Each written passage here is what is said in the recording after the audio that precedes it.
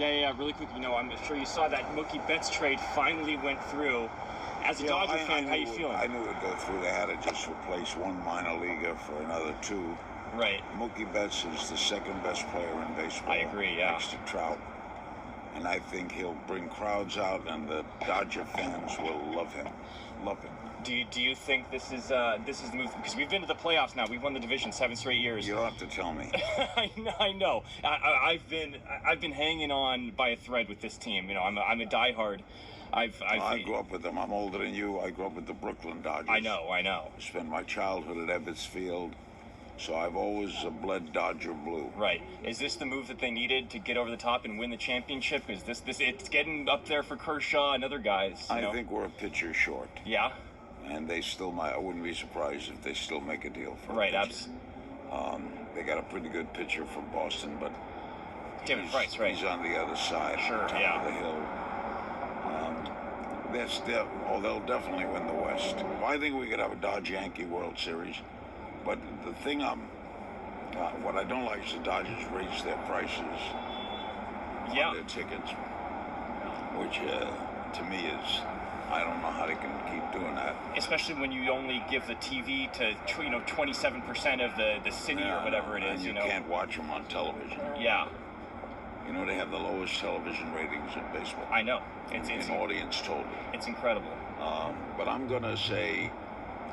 They're going to breeze through the season, have a fairly easy October, and then they face the American League. I agree. Does this wipe off the stain of that Astros cheating scandal at all? Does this... Nothing will wipe off that. Yeah. That is a terrible scandal.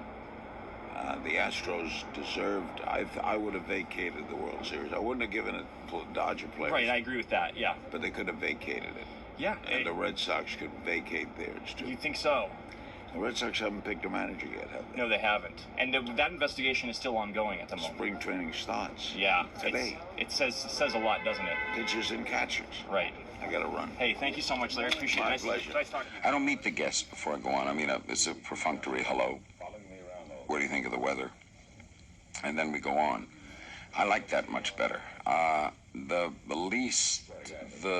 The less prepared, specifically prepared I am, the better I feel. I don't like to read biographies of people. I like to discover things as they happen, and then the audience and I discover it together. From the nation's capital, you're listening to The Larry King Show. Portions of this program are repeated in the Pacific Time Zone. Once again, Network Radio's #1 interviewer, Larry King. Thank you, Fred Lowery. Good evening, everybody. On this Tuesday night, Wednesday morning across the United States, this is the Larry King Show, coast to coast on Mutual. Our special guest tonight is a gentleman who's written his own chapter in American history, John Dean. I never know the first question I'm going to ask a guest.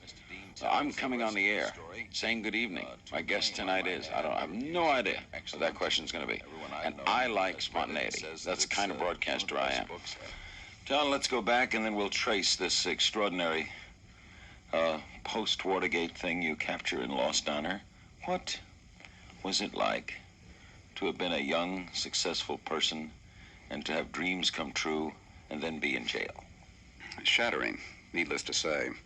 In fact, when I always had the ability to get people to respond to me in a one-on-one situation. I have never had a problem with it, but I don't take any credit for it because I didn't do anything to work at it. You have bitterness toward Nixon? Not really. I think that's a lot of weight to carry around that I really have no desire to carry. Toward anyone? Not really. Are you aware that there's a man walking around who hates you, G. Gordon Liddy? I mean, if you mention your name to G. Gordon Liddy, it's bizarre. Well, that doesn't surprise me. I think interviewing is a natural attribute. I don't think you could teach it. I don't think you could make someone... You can give someone some rules, but if someone is not naturally curious, if they're not sincerely interested in what the guest has to say, forget it. And you can't teach that. But the conclusion is what to you? Without a doubt, to me, there's only one person. I've never gotten ever tired of it, because every night of my life, I meet somebody new. Not only meet them, but get a chance to spend 3 hours with somebody who is guaranteed interesting. We'll be right back with John Dean. The book is Lost Honor. I like Jimmy Carter. It was very funny. After about 10 minutes, I never got a presidential feeling around him. He felt like my very bright next-door neighbor who had events overwhelm him. Bob Hope's a difficult interview. He's been very good to me, and I've had him on a lot, and he's been a good friend, and he's very nice to me. But Bob Hope does not want to, at all, get into himself. You know, Chuck exudes liking people. If someone did not like Chuck Mangione, something would be wrong with them. Chuck lights up a room. We're ready to go to your phone calls for John Dean, Kunkel, Ohio. Hello. Hello. Mr. Dean, at the conclusion of the... I'm not a personal service for the caller. A lot of shows treat callers that way. I mean, you hear a caller on for 6-7 minutes and patronizing. Thank you for calling and wonderful. Please call again. How nice to hear from you, or this baloney. You're the show, man. You make this program. Baloney, you don't make this program. This program is made by the guest, the host, a combination of things. You're a participant. Fine. You don't make it. You made 2 minutes of it. Period. You don't own this program. This program, I host the show. Well, my daughter's most important. You know, I'm raising her now, and she goes to private school in Maryland. She's doing very well, and that makes me very proud because I was able to show that I could do that, and that I find that she's all-consuming to me. First race. All my life, I've been without words, but I want to thank everybody associated with this program, all the people behind the scenes, as I mentioned, Wendy and the staff, the floor people, everybody who makes it possible, even the suits at the top. I love them, too. When I started 25 years ago at a little studio in Washington, D.C., I never thought it would ever last this long or come to this. So I'm going to go on, do a lot of other things. We're going to do specials here on CNN. I'm going to be seen in other places, do some radio work, be around baseball. So you're not going to see me go away, but you're not going to see me here on this set anymore. For 2 weeks, they're going to be playing highlight shows. I don't know what to say except to you, my audience. Thank you. And instead of goodbye, how about so long?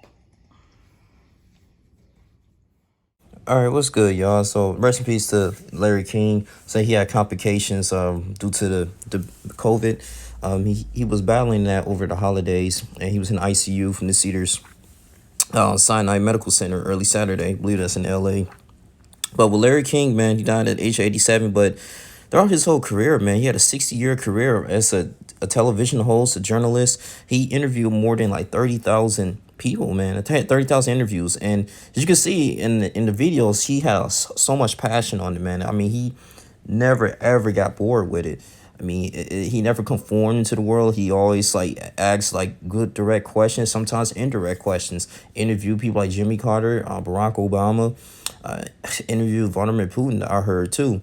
And as you can see, man, he was a good sports guy. He loved the Brooklyn Dodgers, the Los Angeles Dodgers, and it was a great opportunity for them to witness to win a championship. But yeah, man, I didn't know in the 80s too, he actually suffered a lot of medical issues too. I mean, he had quadruple bypass surgery. He actually married his recent wife, Sean King, been married over 8 times in his career. So, but you know, he had 2 kids. Well, he had some children and everything. I believe Andy King died at 65 years old, I think last July, due to a heart attack. And his daughter, Shaya King, was 52. She died weeks later from lung cancer at the age of 52. But what I like about him, man, I remember he interviewed Chris Brown when Chris Brown was going through that situation with him and Rihanna. Allegedly, he was beating on her. He had interviewed people like Tyler, the Creator, before, talking about his career and how he got started with iFuture. So, I mean, and I was kind of interested in it, man. He had a huge CNN platform. But his legacy will never be dead, man. I'm pretty sure his name's in a Walk of Fame. And I mean, this is something good for, you know, nice, inspiring journalists, man. But I just want to say rest in peace to Larry King, man. You guys between like, comment, subscribe, share this video. And that's all I really have to say, man. He was a legend. I'm out. Deuces.